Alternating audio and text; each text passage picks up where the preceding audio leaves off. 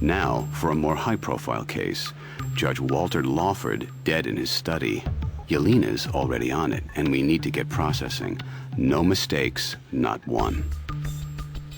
I'm joining you on this case myself. Let's get going.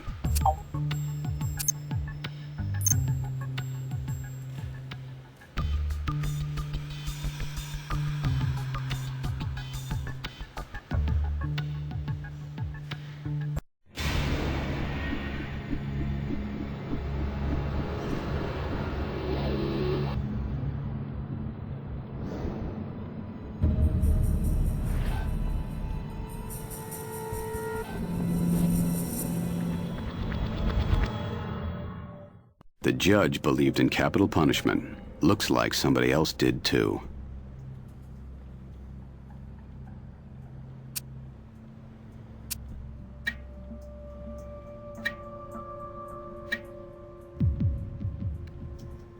A print on a printer. Not unusual, but still need to know whose.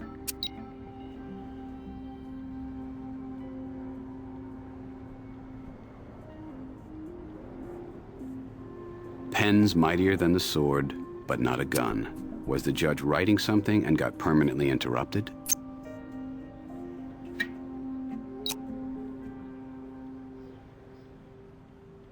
Notebook PC. Any data on the hard drive could be our new best friend.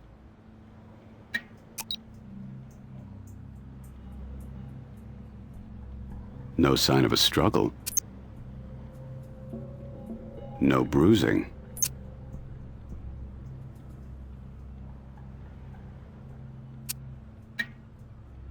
Nothing evident under his nails. Didn't scratch his attacker.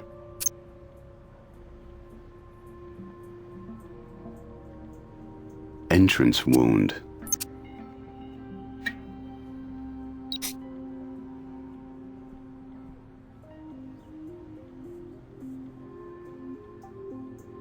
A game player, our Vic. Really into it.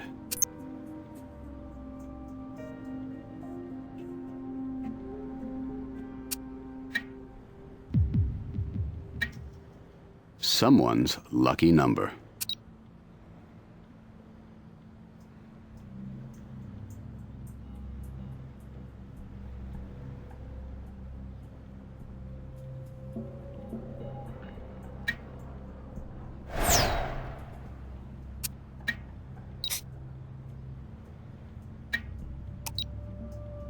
An empty medication bottle. Not that strange, but an empty medication bottle beside the alcohol could be.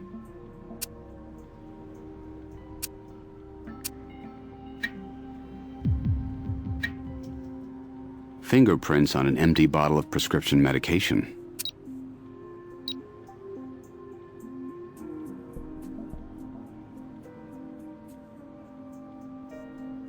Look who's the final entry.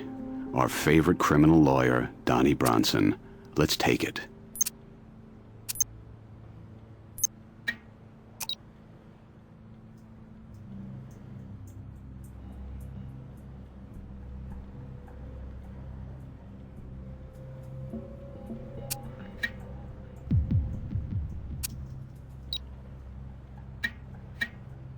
Organic substance. Flesh? Not recommended storage for a computer disk. Let's see if the lab can find anything.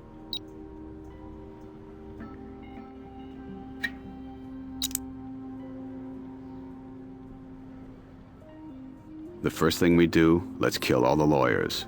Interesting sentiment for a judge's study, since His Honor was a lawyer himself.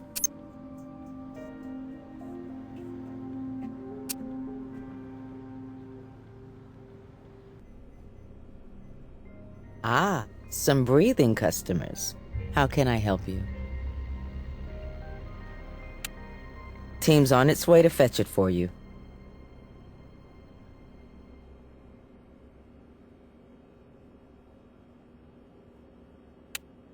Stippling around the entry wound suggests as much. This is a through-and-through wound, no bullet recovered. It'd be helpful to have it, though. In the left, out the right, should still be at the scene.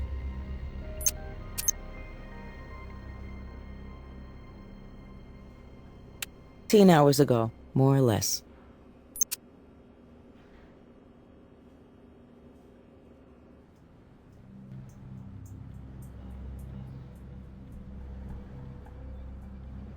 This looks like deflection impact. Bullet should have wound up near the bookshelf.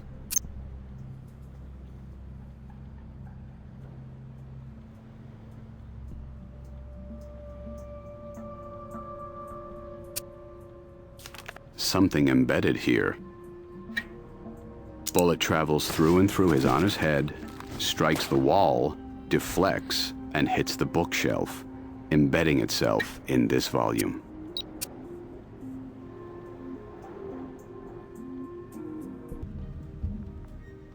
What's up?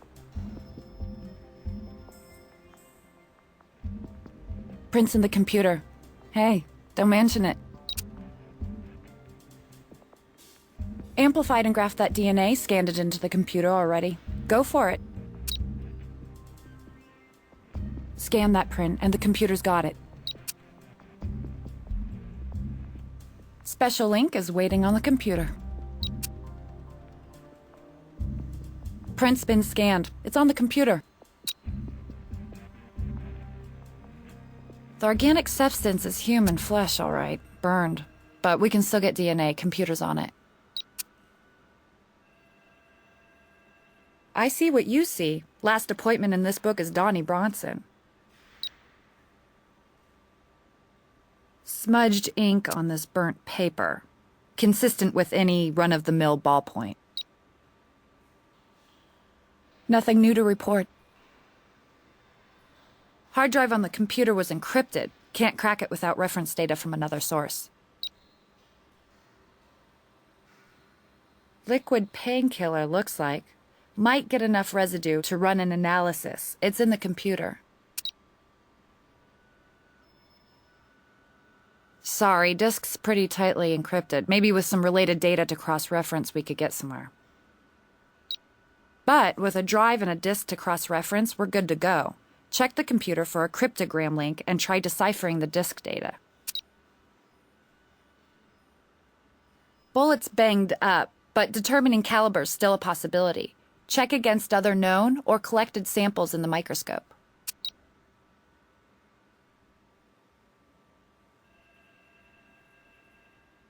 $9 mil. Nice match.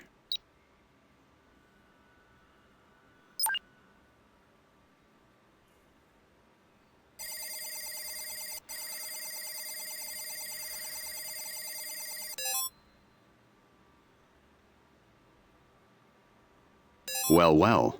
Donnie Bronson's digits. Interesting. On file for contempt of court. Sticking up for his client's rights, no doubt.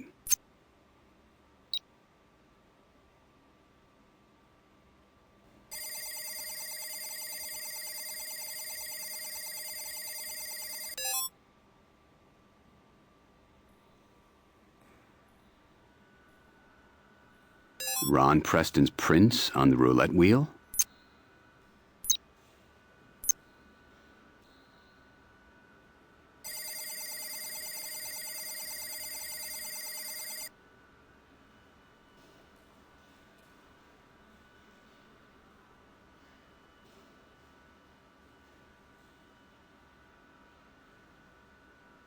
Well, well. Donnie Bronson's digits. Interesting. On file for contempt of court. Sticking up for his client's rights, no doubt.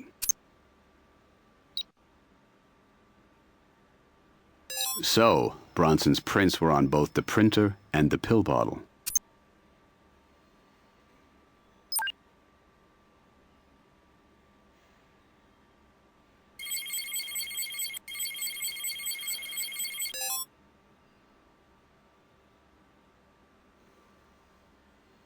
Stanford. DNA must have been cataloged during military service.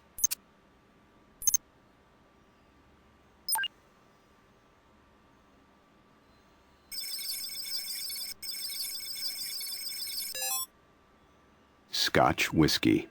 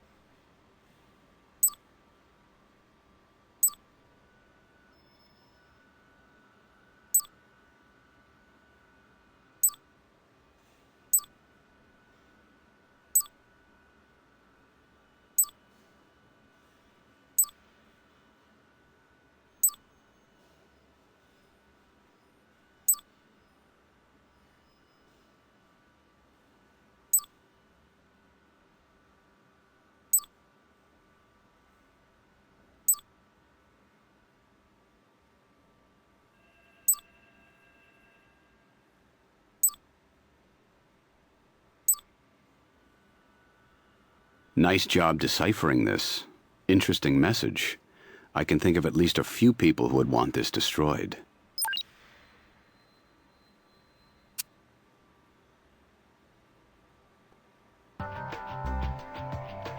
What do you need? I called his office. He's out at everybody's favorite country club, the Palm Glen.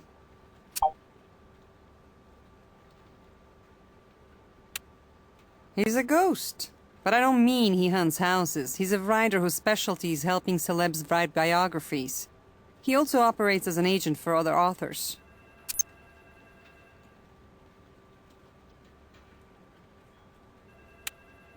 Brace yourself. Troy Sullivan is off on an ego trip. First, he told the newspapers that the judge was murdered, then he took credit for orchestrating the crime. Unlikely as that seems, he did know about the murder somehow. A head case? Probably. But in this case, the next head we should talk to.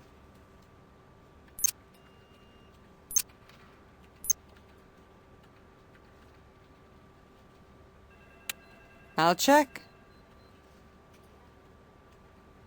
Well, no. Sprung a week ago. No murder weapon. DA wants to build a stronger case. I don't have a current address. You'll have to ask around.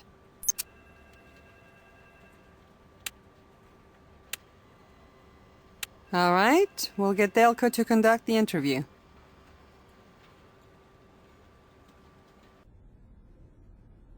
You know, this is strictly voluntary on my part. Notice I haven't asked for an attorney to be present. I stand behind my achievements. I'm proud to share them with you, but only to a point. You need to do a little work. Do you have any ideas, Mr. Delco, on how I accomplished the judge's killing? How'd you even know he was dead? You disappoint me, Mr. Delco. I expected respect. Instead, your churlish behavior demeans not only myself, but this entire unique endeavor. Henceforth, I speak only with your partner. It was Troy Sullivan in the study with a pipe. Do you really expect me to do all of your work for you?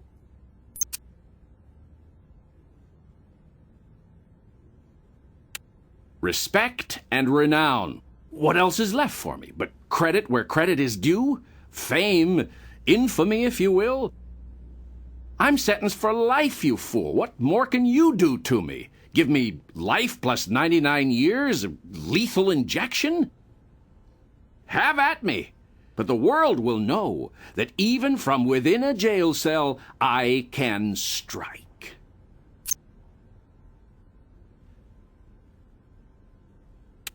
I'm claiming nothing but responsibility. You need to put the puzzle pieces together yourself. My job is murder. Yours is solving it. Sharp guy like you must be popular. You had any visitors lately? The game begins to bore me. I deserve players of equal mettle to my own, and you are both inferior specimens. I prefer the company of gray walls and my own gray matter. You'll know when I have something to tell you.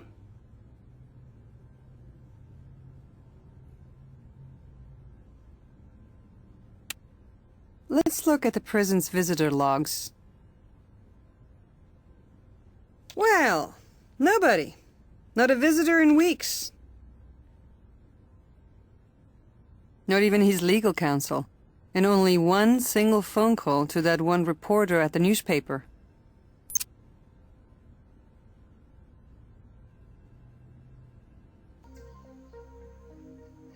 Hate to intrude on your downtime, Donnie, but we need to ask you about Judge Lawford's death. Hey, I'm an officer of the court. Anything to help the greatest CSIs in the South. Aren't we on the same team? Not exactly, Donnie.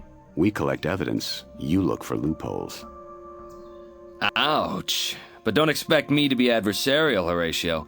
I'm perfectly up for answering your questions. My lawyer's present, after all. And none of that fool for a client talk, guys. Doesn't pertain to Donnie B.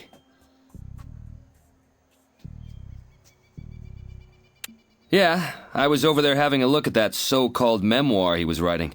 The judge had an ego bigger than, well, mine. Oh, I let him have it all right. In words.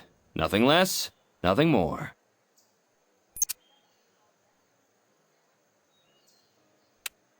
Hey, who said anything about fighting?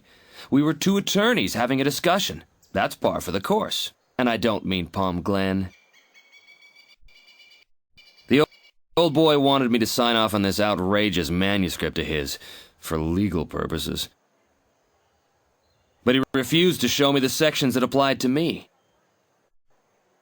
I told him, if there's libel against me in that book, Walter, your only defense will be the truth. I won't give you a free ride.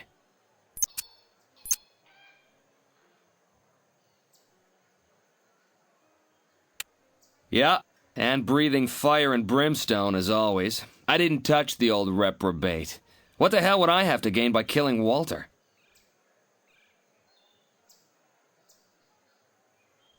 Not lately, but I have seen him here at times. You know who would know? Ty. That should do it for now. You want to ask me something about that? You want to ask me something about that?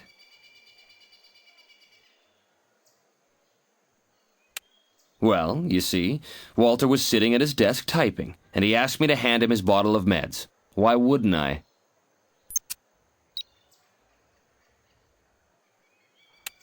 Hey, the old boy was busy typing. He asked me if I could turn the printer on for him. Why not?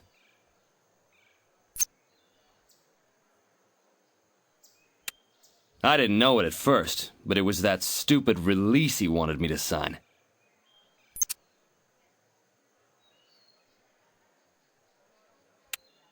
At 9 o'clock, I was right here at the Glen.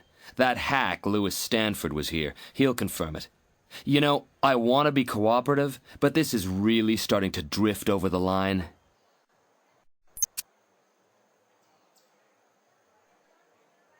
Spare a moment, Ty? Hey, Miami's finest. Here for pleasure, finally? Not exactly. Ah, should have figured you were here because of His Honor.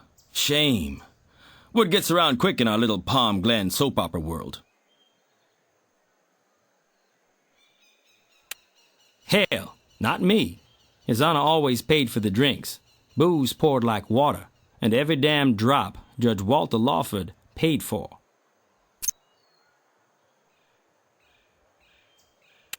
Since he used his get-out-of-jail-free card, you mean? Can't say I have, but if he shows, you'll be the first to know. Or you will be, if you check back. Well, rumor has it that Heather Cole has been trying to convince the authorities at the prison it had nothing to do with the murder of the judge. I don't know how she could possibly know that, but I guess that is what you CSI guys get paid to do, right? Maybe you should talk to her, too.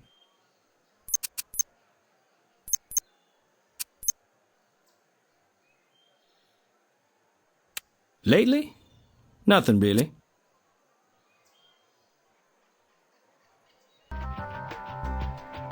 Hey, what do you need?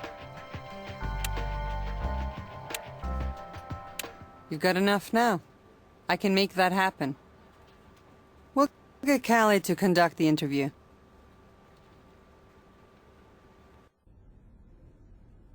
I'm told you want to help. Most murderers aren't so civic-minded. And isn't it nice to see Miami-Dade's finest again? I try to give you Keystone Cops a little guidance, and this is the thanks I get?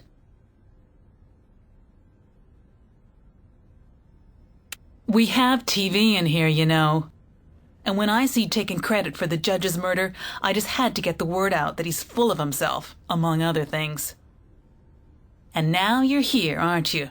Ask away. Isn't that a little on the nose? Don't you have any pride or sporting blood? Tell you what, I have a little list for you. It consists of what might uncharitably be called demands, and I'll call them, you'll like this, bullet points. Deal with them, and I'll hand you the killer on a big old silver platter. A stunt to get your sentence reduced. Should have known. It's not a damn stunt. I do know who killed his honor. I know how he died and why. No deal. Tell us what you know. We'll put in a good word for you. Well, then, you'll just have to trust your own skills to find the killer. Meaning, you never will. I'll talk to you when the time's right.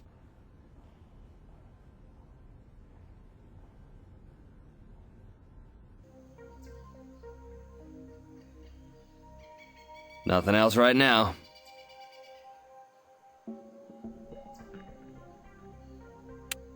You should go and talk to Denise Diamond. Apparently she has confessed who the real murderer is. She thinks that she had something to do with the death of the judge and feels guilty about knowing who the culprit is. I must admit, the excitement at the club has been at an all-time high since all these cons are announcing that they know who the real killer is. I'm thinking about taking bets on which one is telling the truth.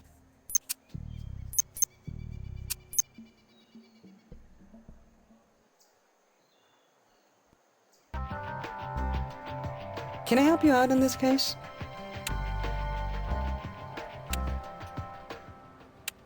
You've got enough now. I can make that happen.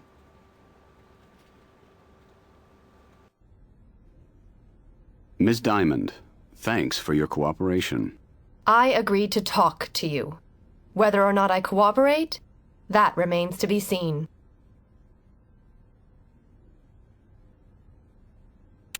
I did know him, and now I know he's dead. This is a bad thing. Why? I met him through my father-in-law, and we got to know each other. Seemed like a nice old fella at first. Right. But the real skinny, I blame myself for where this wound up.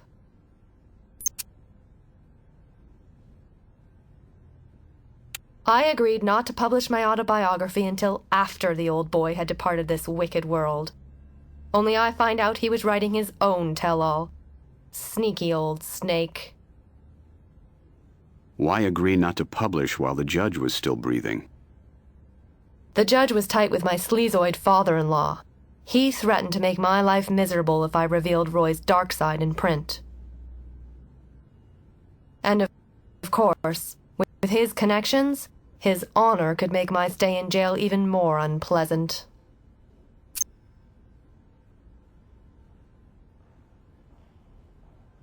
Are you kidding? A pillar of the community, tied into every fat cat and crooked politician in town? From the high-up strings he could pull, to greasing the legal wheels to increase my sentence, even just encouraging the guards to make my stay a tough one. What couldn't the judge do to make this living hell hotter? Louis Stanford, that greedy bloodsucker, was angling to help me on my book. Give it a professional gloss, he said, and then represent it as an agent. Plus, he encouraged me to go ahead with the project, 'cause old Walter wouldn't be around forever. I didn't figure Stanford meant that he'd kill the old villain, just that, you know, the judge was old and would pass away soon enough.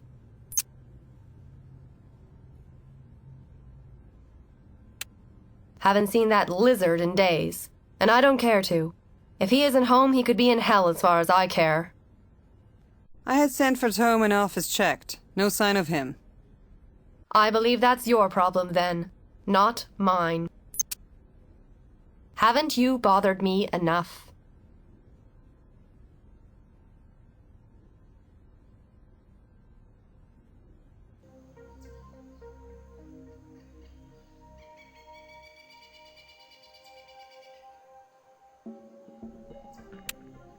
Disappearance?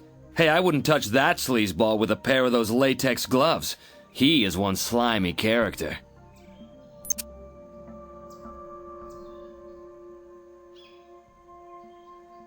Yeah, I spoke with him. Stanford was the judge's literary agent. I figured maybe I could talk him into a sneak peek at that manuscript. I mean, I wasn't worried or anything, but I was curious about what kind of dirt old Walter thought he had on me. Time to scare up Stanford. Let's get Yelena's help.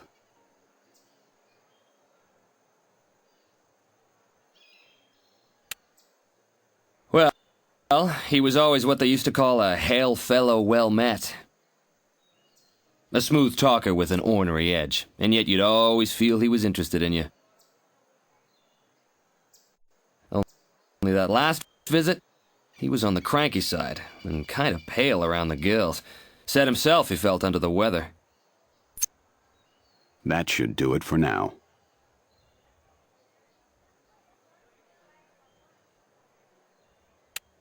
Lately? Nothing really.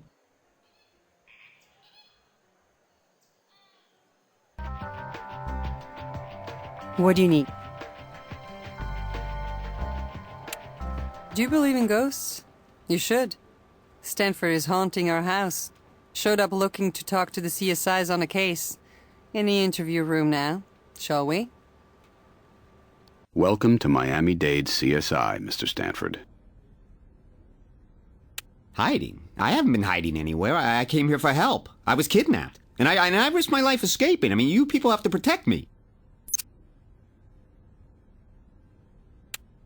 That lousy drug dealer, Ron Preston. I mean, can't you people keep the real criminals in this town locked up?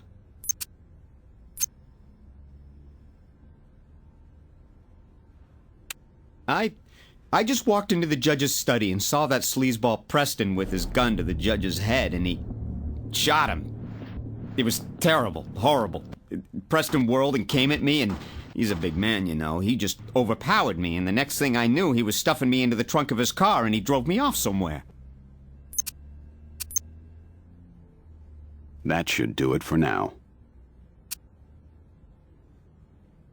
You want to ask me something about that? Lately, I've been in and out of the judge's home, probably every day for 2 months. I'm his literary agent, and he was working on an incredible property, a tell-all that'll make more than a few big shots in this town feel the Miami heat.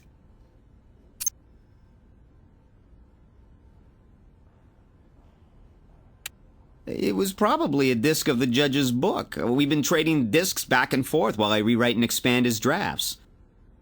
I could have easily touched any number of discs in his study, and I did take a nasty gash on my forefinger and thumb the other day.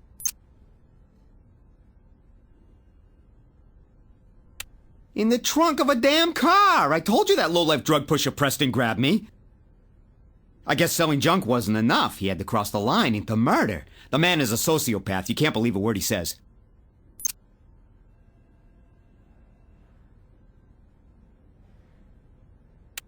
He's a damn liar. I mean, the Palm Glen is a hangout of his, all right. Bronson used to come on to that slut Heather Cole out there, trying to catch her between affairs, I'd wager. Donnie says he and Lewis were at the club, while Lewis claims he was locked in a trunk. Maybe Ty can untie this discrepancy. Preston drove quite a while, maybe half an hour. Shortly before we stopped, I heard cheering, barking dogs, and muffled speech over a PA system.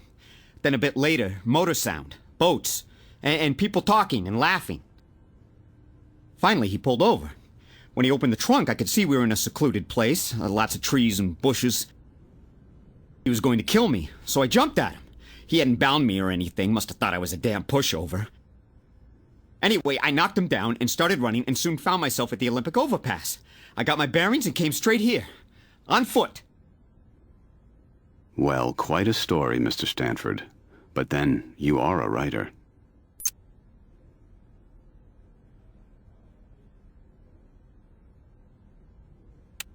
Because she's a greedy little self-serving tart? Just a guess. I mean, really, why would I harm the judge? I stood to make a fortune from our book together. I was in for 50% for co-writing and agenting. The manuscript was His Honor's own reflections on his long and distinguished career here in Miami, but with the gloves off. Consider the title, The Price of Crime, How the Courts Sell Justice to the Highest Bidder. He was naming names and implicating a lot of respectable people in the justice system and law enforcement.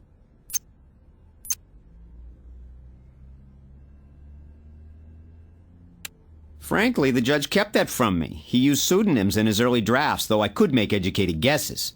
We were in the final stage, though, and yesterday the draft he was preparing was to contain all the juice and all the dirt.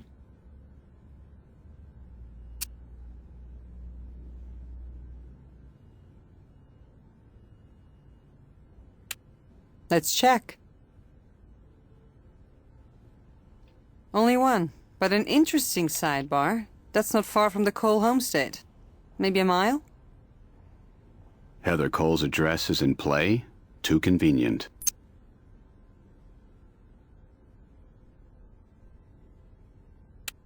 Just because there happens to be a dog track near the Cole house isn't enough. There are other dog tracks in town, and kennels too.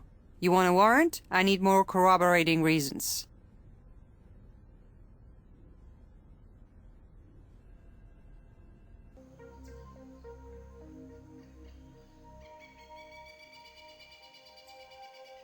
Well, of course. I'm her attorney. And don't think I'm going to betray any attorney-client confidentiality just to cover my own behind.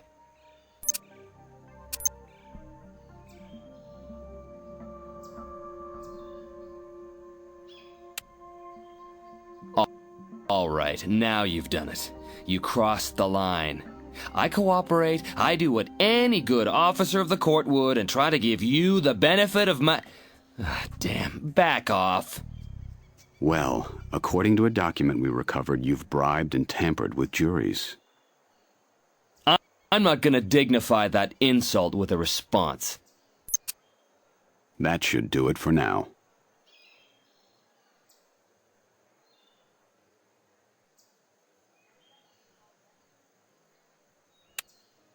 That's a hard one. See, a couple buds of mine were from the Florida Open Tour last night, and let's just say we spent more than our share of time on the 19th hole.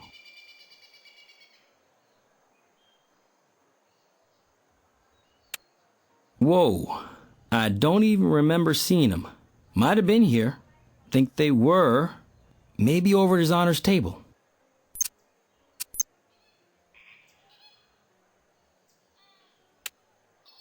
Kinda, sorta. Not reserved or anything. Older guy like him would roll in early and kinda claim his territory. That's where he'd always hold court. But come to think of it, his honor hadn't been around much lately. I'd say not since the iron doors closed on Heather Cole. Looking back, I think he was getting caught up in the old Heather vibe. Probably a father and daughter kind of deal, though with no blood involved. It ain't incest, right? Poor old boy was probably bummed his pretty little companion got shipped to the concrete bunker.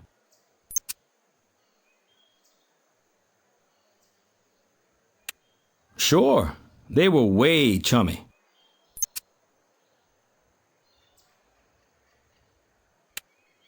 They'd mostly go through half the scotch in the joint.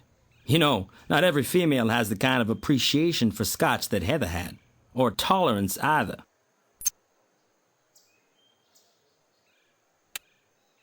I was just talking to Ron Preston a short while ago. He seemed a little edgy and preoccupied. Said he was heading to the brewery. I think we better drop by Mr. Preston's microbrewery with a warrant.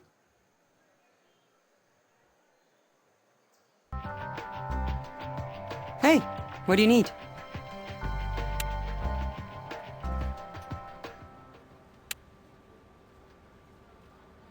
Yeah, let's have another chat with him.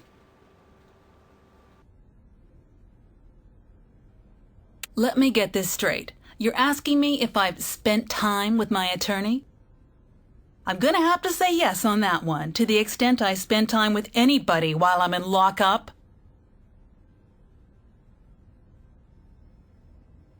Let me answer that with another question. Are you ready to meet my demands yet?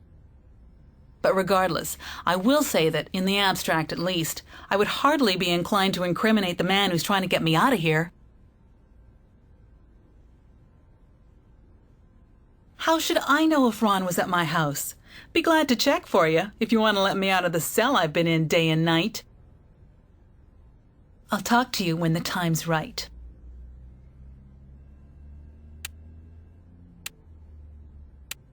Let's invite him back.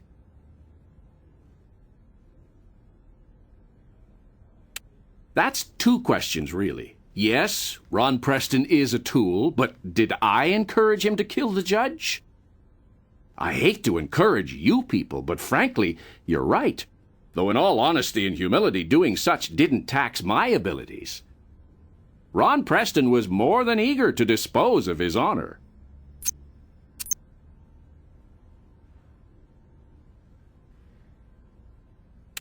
The underlying assumption of your question is incorrect. You imply that killing the judge was a bad thing. And if you really knew what kind of vile human Lawford was, you'd be arranging a testimonial dinner for his killers.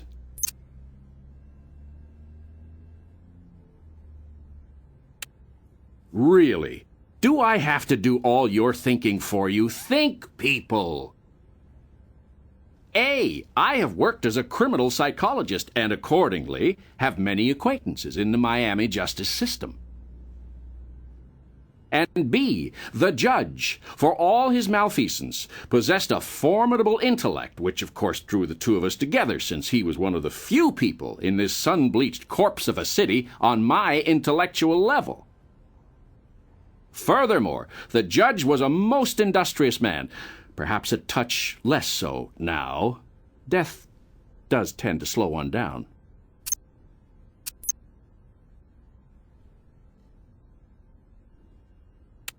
The judge made a point of knowing who was doing what to whom in this town. He had a keen sense of justice, and when he thought someone was getting away with something, well, let's just say, I didn't discover the sins of Ella St. Clair on my own steam. Walter Lawford supplied the evidence that led me to take independent action. Only upon reflection, I can see my action wasn't quite so independent. So, following the judge's own Machiavellian example, I unleashed Ron on his honor. You'll know when I have something to tell you.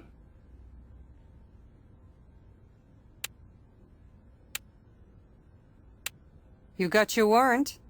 And if you find the sporty Mr. Preston, bring him in for questioning.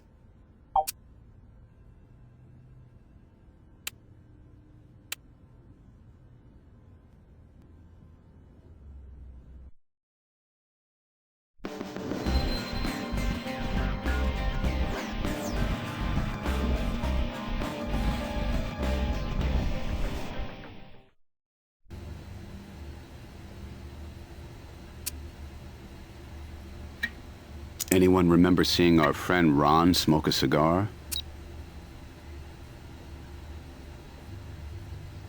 Wow, you kids look serious. Listen, no hard feelings. You didn't have a case, I'm an innocent man. Take a seat, let's keep it civilized. Oh, we'll sit and be civilized, Mr. Preston. Just not here. We're taking you in for questioning. I think I've answered enough of your questions, Caine. No problem. Mr. Speedle will step in. Remember him?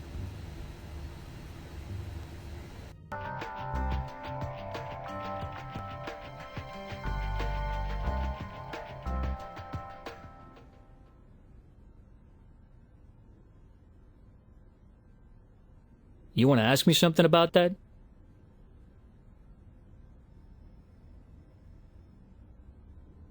Well, why wouldn't you have? We were country club buddies. We got together now and then. Lively old boy.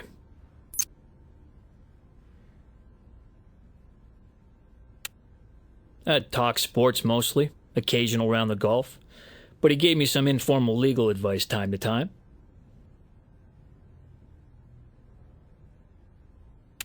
What? The old boy's dead? First I heard of it, I swear to God.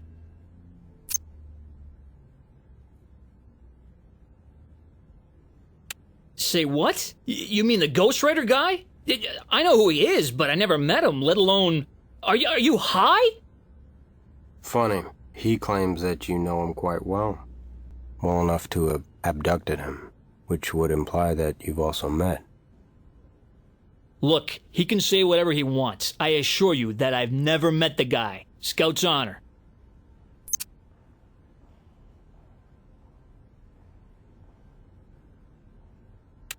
What part of I didn't do it don't you understand? I didn't do it.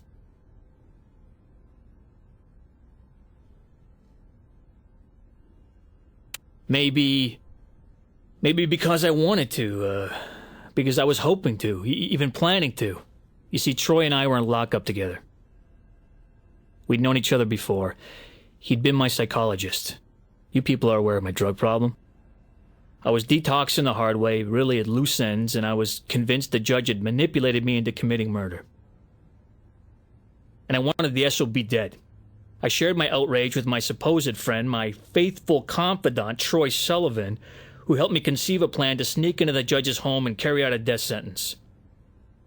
It was planned to the very day, so that I would commit the crime and Troy would confess to it, before anyone even realized the old buzzer was dead.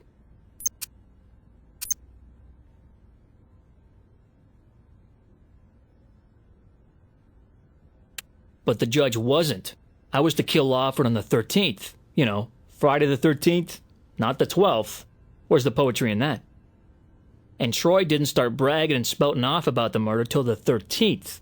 Check if you want. Day after the judge bought it.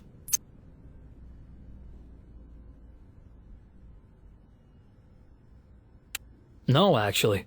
I was going to tell Lawford about Troy wanting him dead, in hopes the judge would take me out of that tell-all book he was writing. And anyway, the guy was old. His clock didn't have many ticks left. Meaner to let him live in a way. Plus, I wouldn't have gone to see the judge at all if he hadn't have sent me this weird note. I was intrigued, frankly, and wanted to know what the hell he meant by it.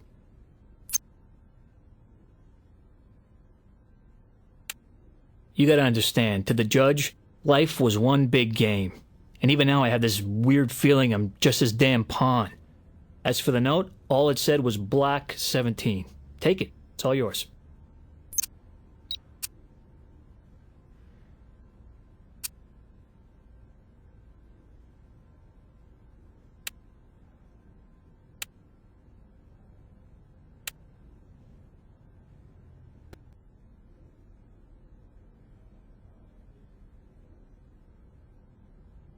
I didn't say we'd ever met. I said I saw him kill the judge. He's a prominent guy, and he may or may not have known who I was, other than a witness to the murder he committed. That's when he stuffed me in that car trunk. Ron Preston's our accused kidnapper. Schilling claims he heard sounds from a dog track, and Heather Cole happens to live near one. Let's share this with Yelena. I'm trying to cooperate, but don't bother me now.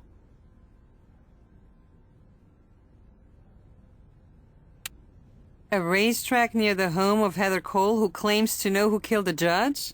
You got your warrant.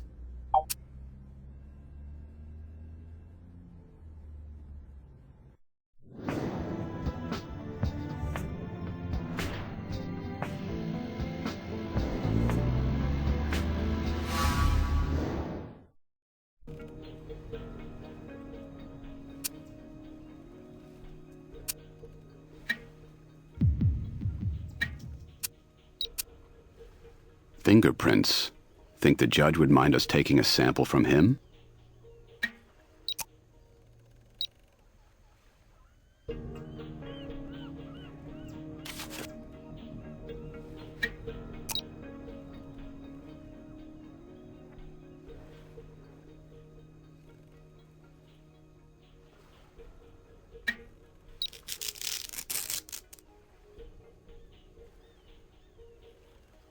Kinda gives Hit the Deck a whole new slant.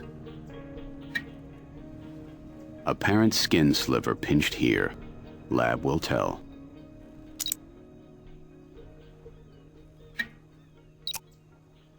You know, I've seen better hiding places for a murder weapon.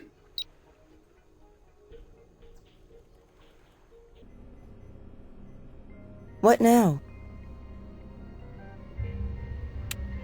We're a full-service morgue. Go ahead.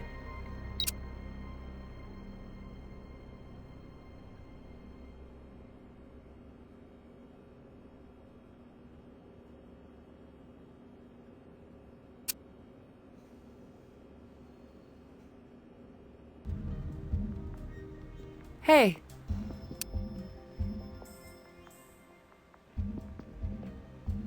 DNA's amplified and graphed. What are you waiting for?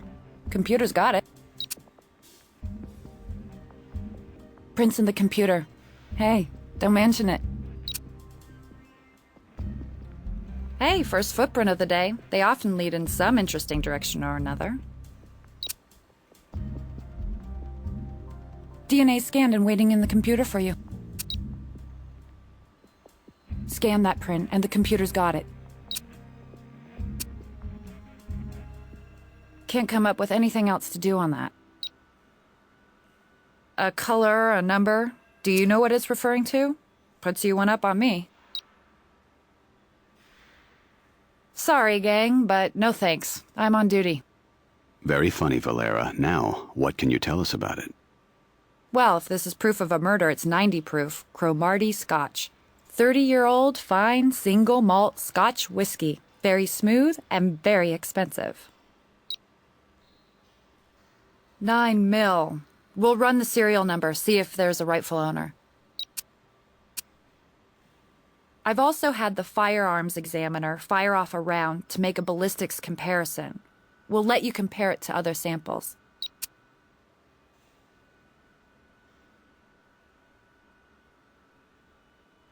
Strong striation similarity between these two bullet samples. Gun and bullet, same caliber, matching striations. Positive match between the bookshelf bullet and the gun under the Cole's deck.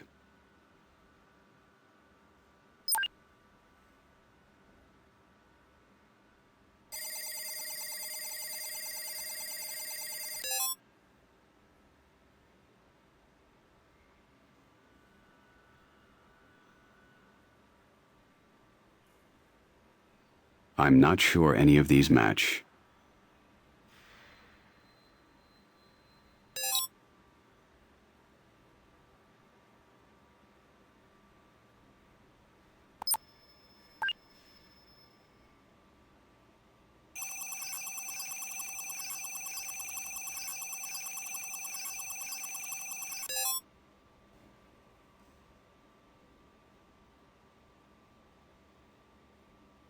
Size 10, Judge's brand of loafer. Let's confirm his honor's shoe size.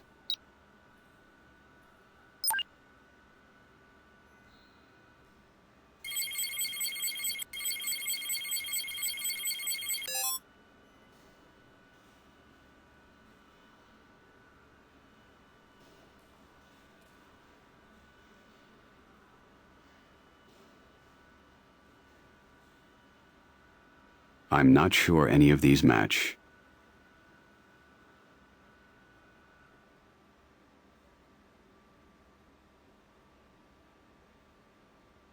Great. We've got a positive match here.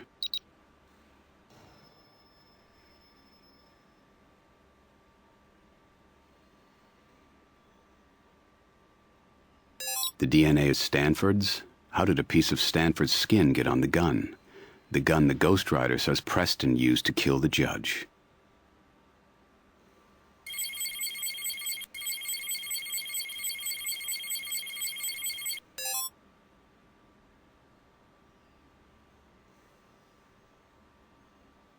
Louis Stanford.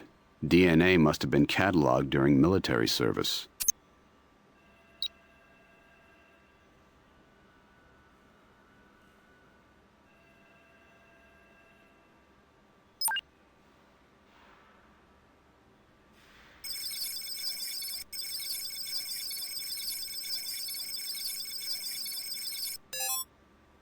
The judge's gun.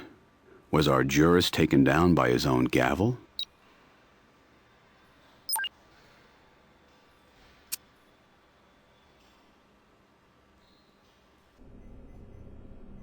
Any way I can help?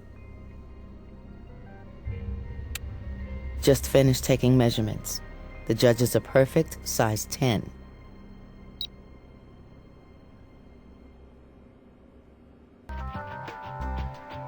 Can I help you out in this case?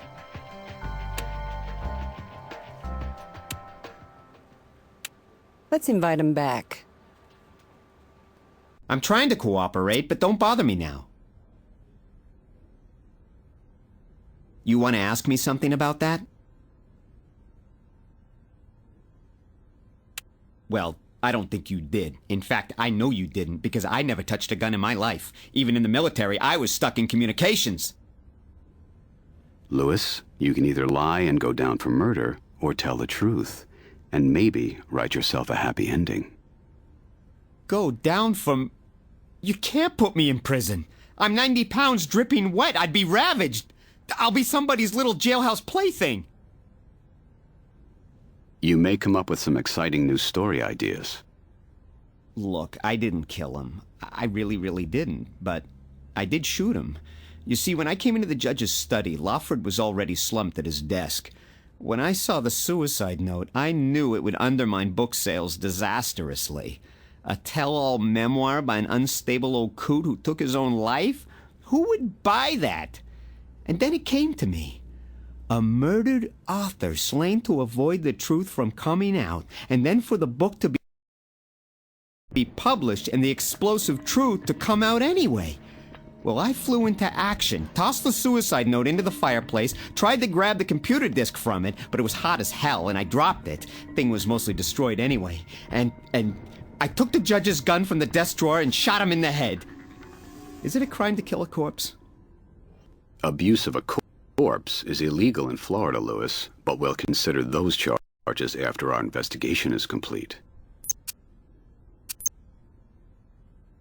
I think we should see if Alex can provide any insights. Why did I assume it was a suicide? Oh, I don't know. Maybe the suicide note? After I shot the judge with his own gun and disposed of the note in the fireplace, I drove out to Heather Cole's to conceal the gun. I knew Donnie Bronson was house-sitting out there. I was never kidnapped, but I made up the Dog Track soundtrack to implicate other people. Donnie, Preston, even Heather. Anybody but me.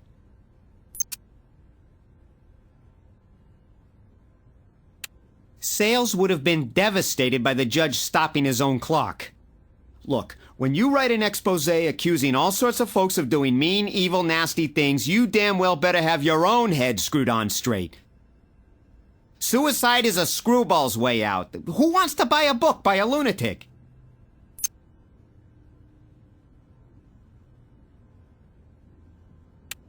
Donnie's had the hots for Heather for a long time. She has a trampy charm, I suppose. And she's been coming on to him like she's dying of thirst and he's sparkling water.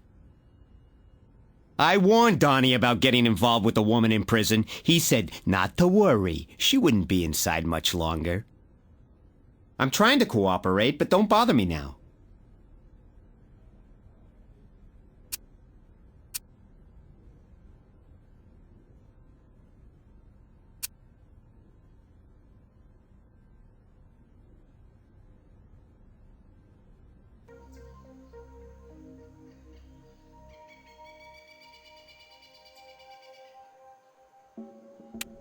Even an officer of the court like me has to draw the line at certain invasions of privacy. You'll need a more formal channel to get any more information out of this good citizen. That should do it for now.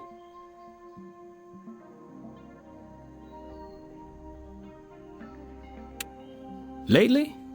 Nothing really.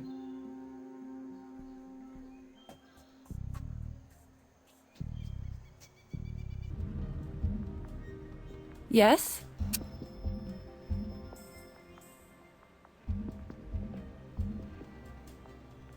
Nothing else for you on that.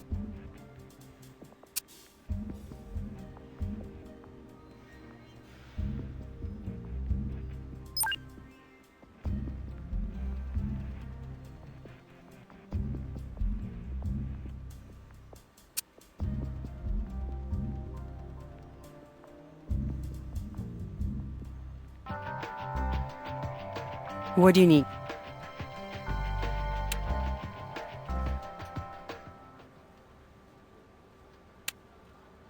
Yeah, let's have another chat with him. I'm trying to cooperate, but don't bother me now. Can't tell you anything about that.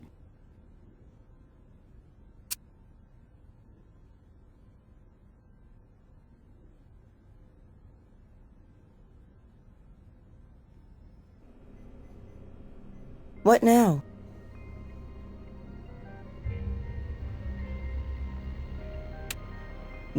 With a 9mm bullet based upon blood loss, we have a strong possibility the judge was dead prior to being shot.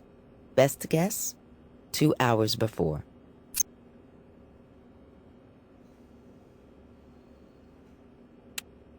Asphyxiation, poisoning, natural causes, a long list. A chemical analysis of his blood should identify anything strange.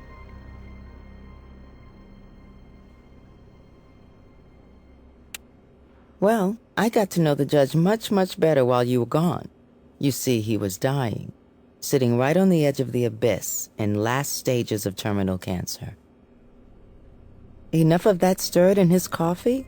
His body just shut itself down with minimal pain. The judge's records say he was on a potent cancer drug to reduce his symptoms. Look for oxycodone hydrochloride.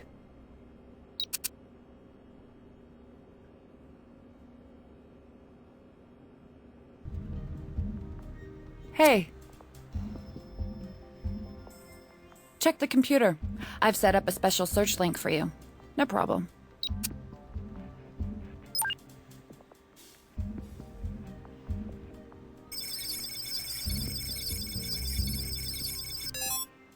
When we filter the search by oxycodone hydrochloride, we get a match.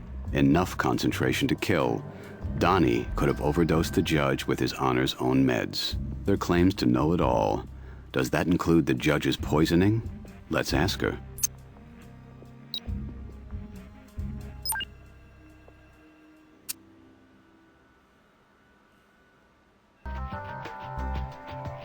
Hey, what do you need? Yeah, let's have another chat with him.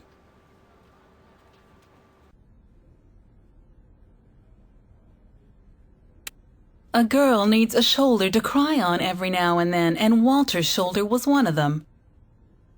And yes, I knew Walter had a lot of, well, questionable acquaintances, but I didn't know any of them. So go bother one of your other suspects and stay out of my affairs, so to speak.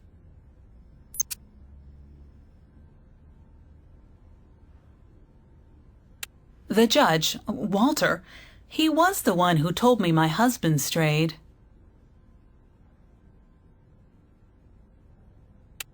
You'll have to make up your own mind on that one, 'cause you won't get it out of me.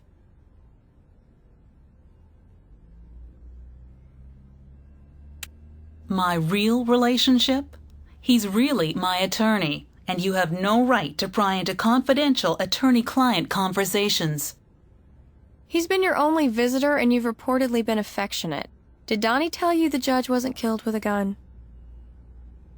Oh, so you finally know. You admit that I knew what I was talking about. I knew the cause of death, and I know the killer. Want to make a deal?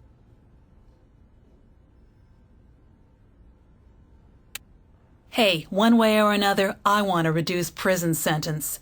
Temp insanity, baby. A brief sojourn at the Laughing Academy, and I'm back on the Miami social scene. On the other hand, you guys arrange a commuted sentence. Immunity? Now that would be sweet. Or we could just tell Donnie you traded him in on a shiny new reduced sentence. No way! You deal with me. I'm your best shot. And anyway, Donnie won't talk to you people. He's crazy about me. I got him wrapped around my little... Look, he loves me.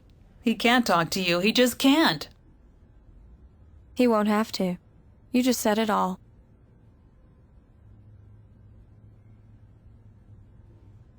You'll have to make up your own mind on that one, 'cause you won't get it out of me. Maybe it's time to ask Miss Cole why she keeps a handgun in such a strange place. That should do it for now. You want to ask me something about that? Whoa, whoa, whoa. First of all, I don't keep a gun of any kind in my house. And second, and this is the only free clue I'm going to hand you hopeless idiots, the judge wasn't murdered with a gun. Go away and learn to be detectives. Take a course online or something.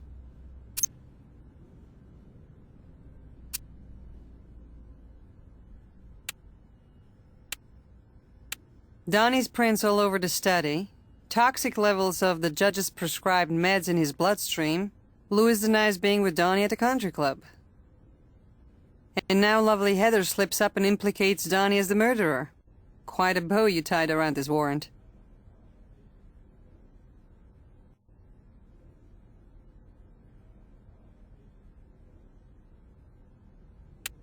You people.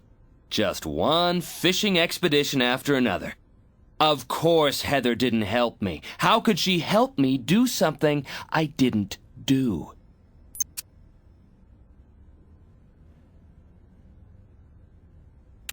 What did she tell you? If she said I poisoned him, well, I've said too much.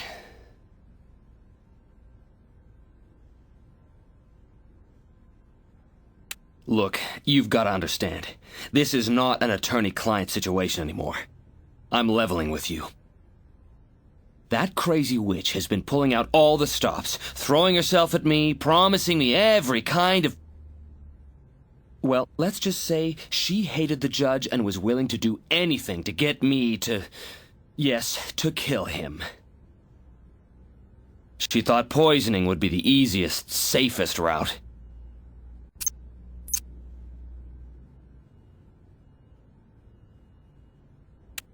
I can't say whether it's true or not. Maybe she really is insane, deluded. But Heather sincerely believes Judge Lawford played her, manipulated her into killing her husband. And the judge, retired or not, was powerful. There were strings he could still pull to keep her inside and miserable. Judge got around. Knew Heather, Ron, Troy, Denise. How about you, Donnie? Heather and all the rest of them. They're all my clients. They all had good reason to hate that evil spider.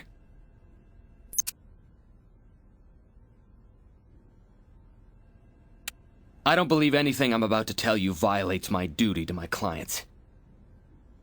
But I will tell you right now that every single one of them told me about the judge's involvement in their individual actions, how he encouraged them, fed them information about whoever it was in their lives they were contemplating killing.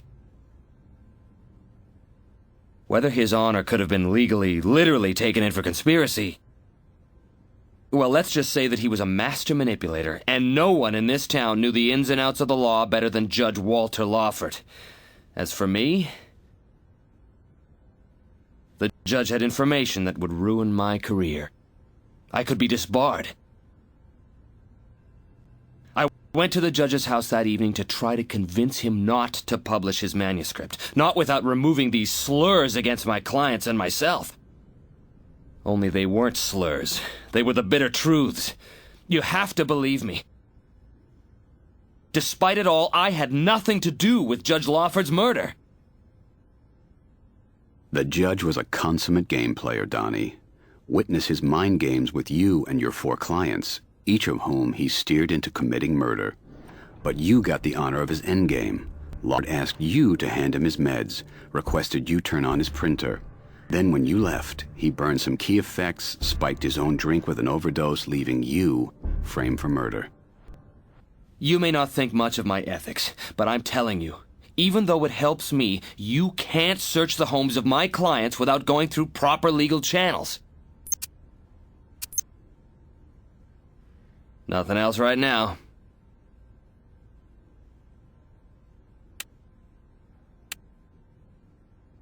Let's invite him back.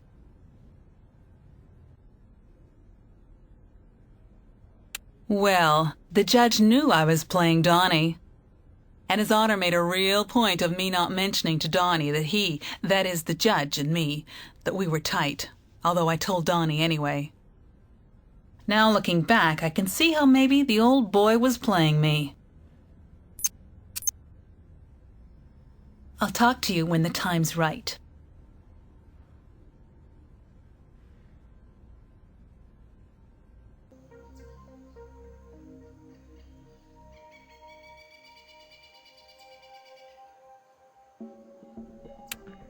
Hey, the judge was the chair of our membership committee. He knew everybody.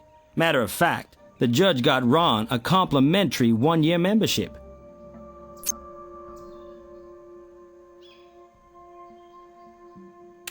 Ron was just one of many. Palm Glen's a relatively new club, and the judge gave out complimentary memberships to all kinds of people. Come to think of it, that's a list including Heather Cole, Denise Diamond, all of them in jail now. Hell of a deal.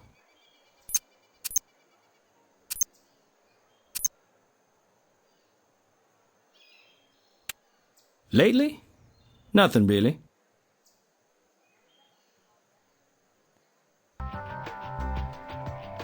Can I help you out on this case?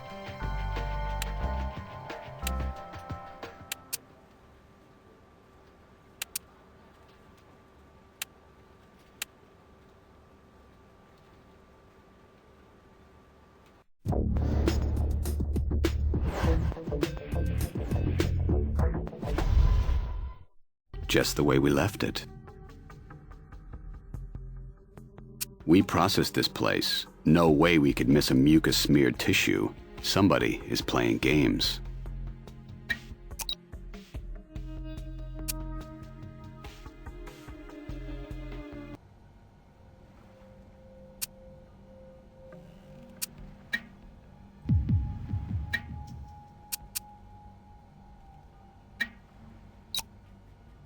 Hard liquor. Scotch.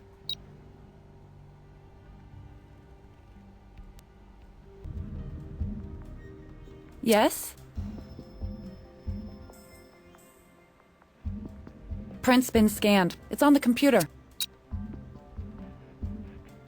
DNA's amplified and graphed. What are you waiting for? Computer's got it. Cromartie Scotch. 30-year-old fine single malt Scotch whiskey.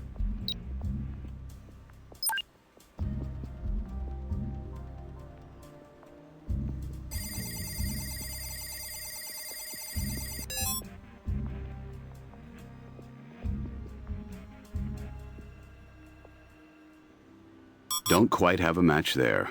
Check the details when doing the comparison. Only when you're sure should you ask for confirmation.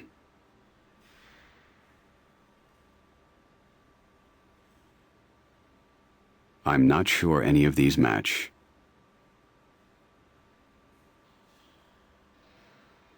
Great.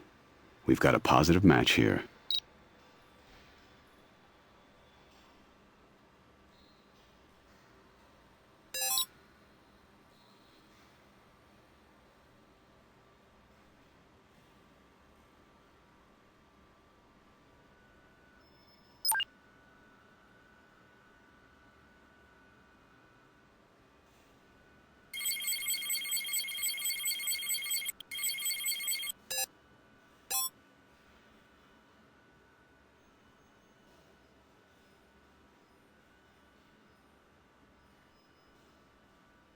I'm not sure any of these match.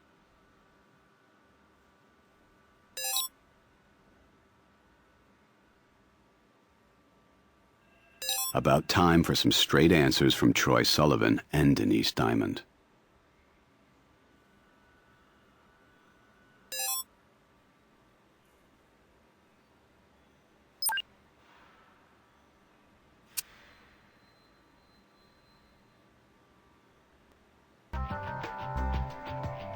Hey, what do you need?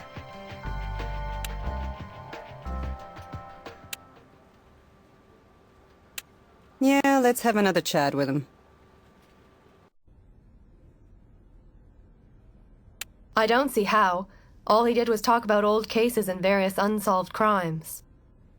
Actually, I got any number of ideas from those discussions. Old Coot was a fascinating fount of nasty knowledge. But the ideas I got, well, they were my own, of course. He had no idea he was influencing me.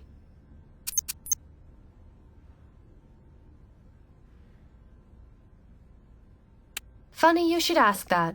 I mean, I just got the oddest piece of nonsensical mail today. Knock yourself out.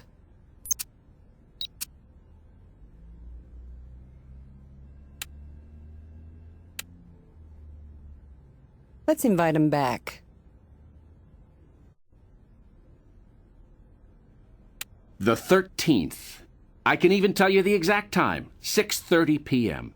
What other facts have eluded you? Actually, that fact eluded you. Date and time are both wrong. Not that Ron Preston isn't still a suspect.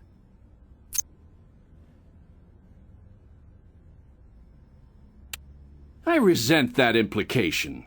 The judge may have had his own motivation for encouraging my actions, and I admit he provided me with a motive to kill. After which I did kill. But I'm not some child who can be tricked into performing. I made the decision to murder. Don't give that old fool the credit.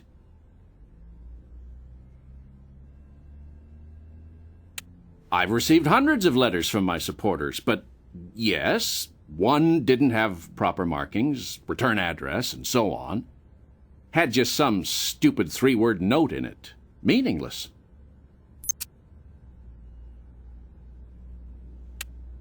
Take it. I'm only saving the ones that appeal to me. The marriage proposals from women under 30, for example. That should do it for now.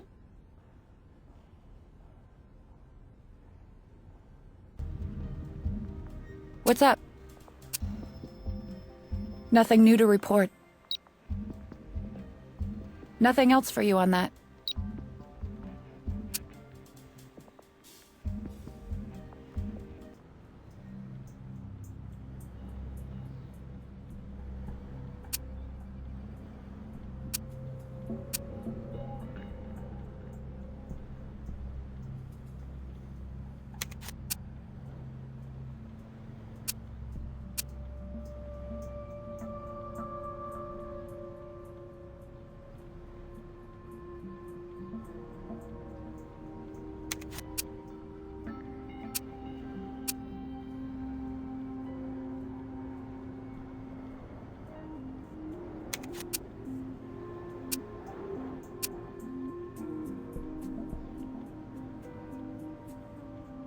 Okay. Our judge was a game player. Logical, organized, attuned to the sequence of events. Let's consider the puzzle in that light.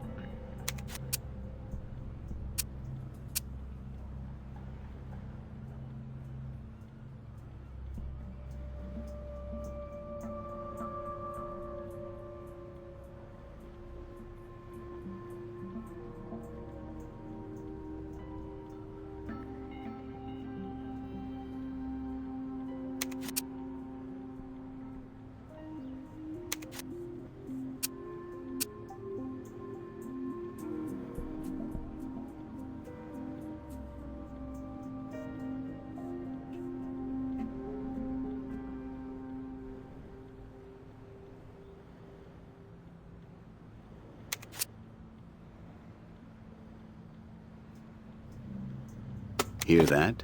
That click? Let's take a look.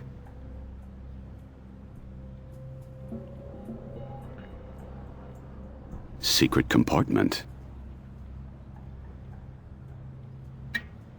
Torn paper. Photo or drawing, maybe.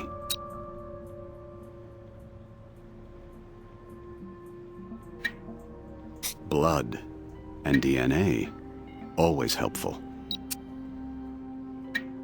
Have we seen this cleat before? Take it in for analysis.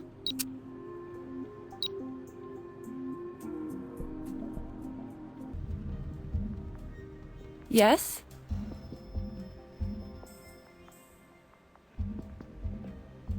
Amplified and graphed that DNA, scanned it into the computer already. Go for it.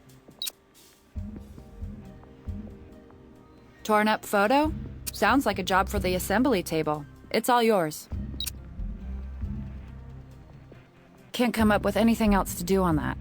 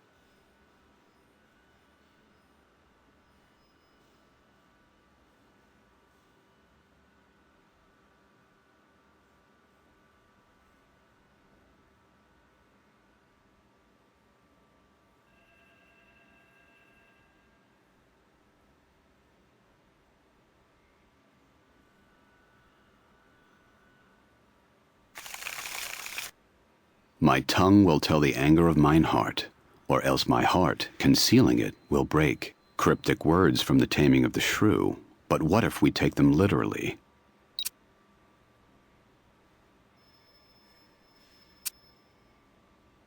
Nothing else for you on that.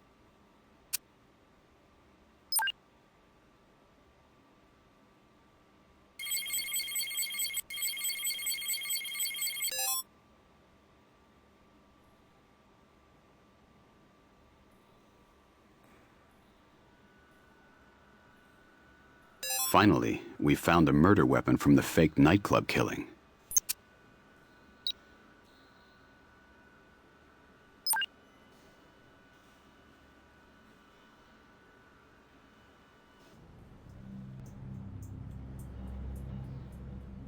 Normally, we respect personal property, but evidence collection can be like making an omelet. Eggs must be broken, or in this case, just pried open.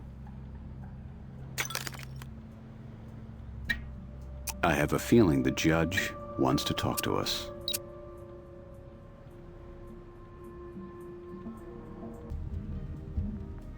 What's up?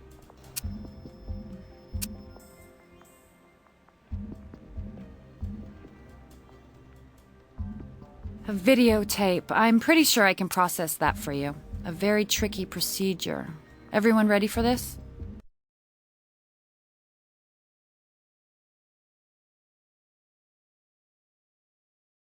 If you're watching this video, you have won the game, and I applaud. So rarely have I been matched by worthy opposition. Oh, of course, a casino can beat you. The odds are always with the house. But a truly challenging game, nothing is more satisfying.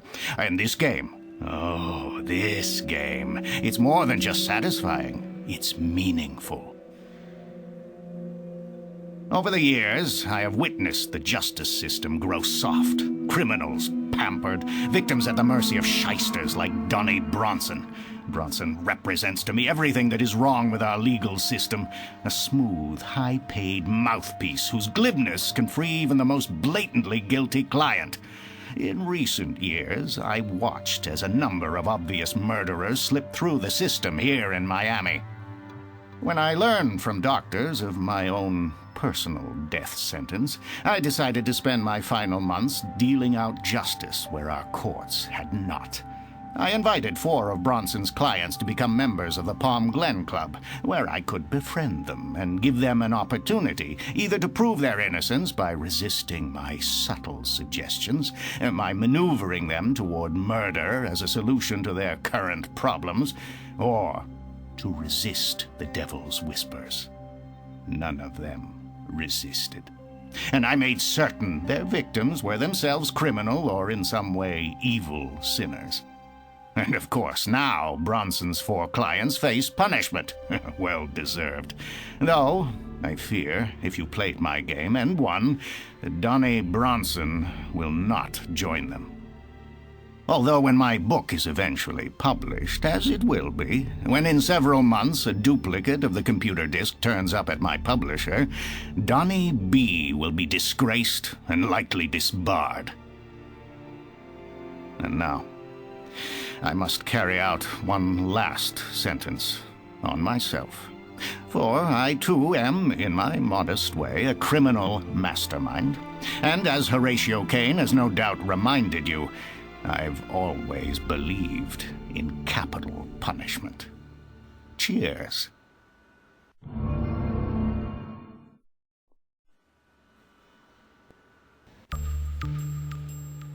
Takes a top CSI to match wits with the likes of Judge Lawford, and you did. As the judge said himself, you've won. Congratulations.